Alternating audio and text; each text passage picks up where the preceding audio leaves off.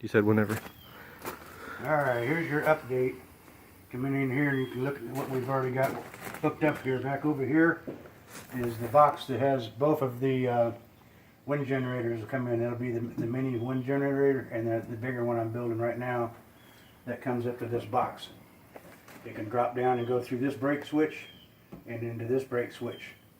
From there it goes down to two bridge rectifiers. The bridge rectifiers change it over from AC power to DC so it can go into the batteries. But one will go up to this charge controller. This one will go to this charge controller. Then each of those has an on-off switch, which is right here. Okay.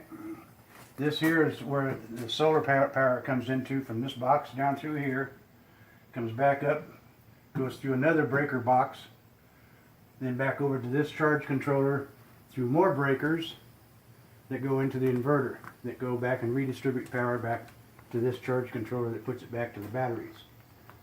Then we've got, let's see, when we have this for this wind generator controller here, if it goes over 29 volts, which is the max I can put into the batteries, it goes into what's called diversion mode and kicks it up into this resistor bank, which burns up this unused power, or the power that's in excess, but it keeps the wind generators in under load so they don't spin freely. Okay, so what we're going to do, we're going to power everything up. Down here, again, we got 4 separate battery banks, 260 amps each, makes a total of 1,040 amps.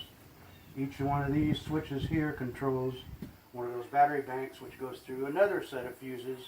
So we got double, and double safety. So this powered up. That's bank 1, 2, 3, 4. If you notice, nothing else is on. Okay, that's because everything has a kill switch. We'll go over and power up this one here. Right now the batteries, they haven't even been charged. We're sitting at 24.7. Here's another wind generator charge controller. We'll power that one up. You'll hear it go through a self-diagnostic test here. They're a little bit more higher caliber charge controller. This charge controller goes through those breakers and these breakers. So when I power this up, now I bring that one on. More safety. Okay, so now everything you're seeing right now, we've got 24.7 volts. I mean, and you can still run a 4,000 watt inverter with all that. This is the main kill switch for the inverter. If I throw this on, that brings all the battery banks that I have turned on in line with this inverter. It's going through a self-diagnostic test right now, measuring the power.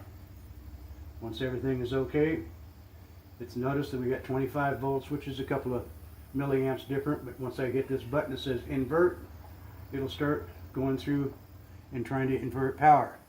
But this will not start sending power out until there's a certain amount of draw on the circuit. So we come back and the wires from that inverter go up through here into another electrical sub-panel that would go to the house. This one's already currently wired up to some things here. So if I throw that switch on, now we got lights inside and we're not paying any money for it at all.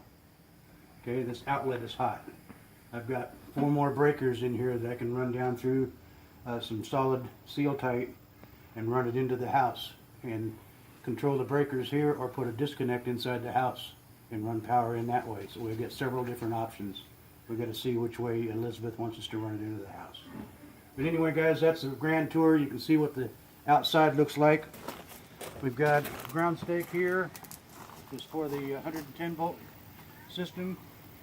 And probably about 10 feet or more away is another ground stake. That's for the 24 volt system. The solar panel rack is being worked on out there. We'll have one wind generator sitting here, and then the big one, about the one that puts out over 80 amps, will be farther out into the field.